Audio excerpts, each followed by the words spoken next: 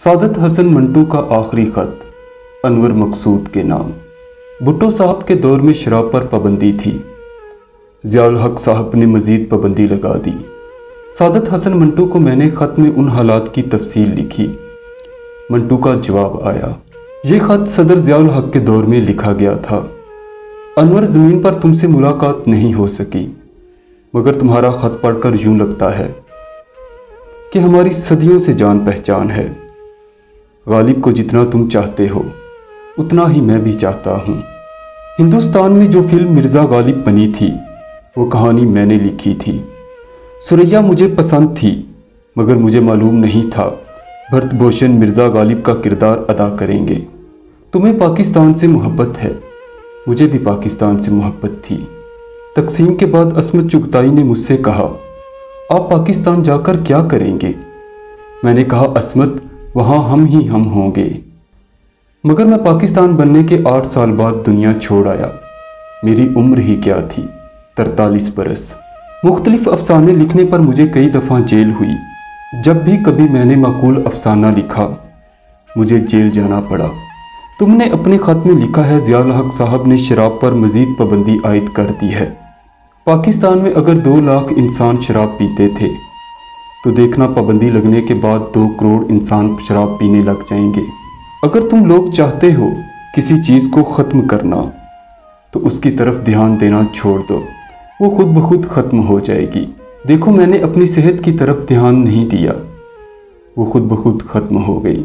मेरे पाकिस्तान और तुम्हारे पाकिस्तान में जो सबसे बड़ा फ़र्क है वो ये है कि मेरे ज़माने में लोग घरों में नमाज़ पढ़ते थे और घर से बाहर जाकर शराब पीते थे।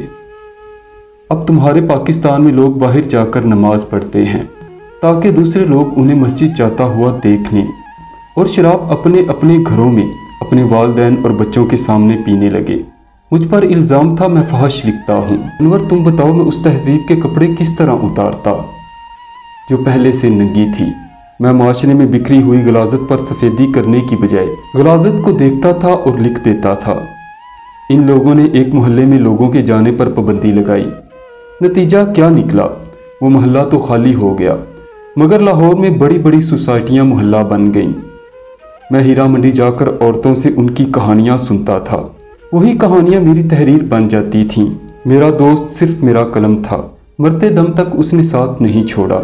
मैं तुमसे सिर्फ इतना कहना चाहता हूँ, इस मुआशरे में जो भी बात तुम्हें घिनौनी नज़र आए उसके बारे में ज़रूर लिखना। मुझे बहुत सौ ने बताया है कि तुम लिखते भी हो और मुंह पर कह भी देते हो। अनवर, मैंने कभी झूठ नहीं बोला और तुम्हारे यहाँ कोई सच नहीं बोलता। तवाइफों से मेरी दोस्ती सिर्फ इसलिए थी कि वो सच बोलती थीं। जो कुछ उन पर गुजरती थी वो बयान कर देती थीं।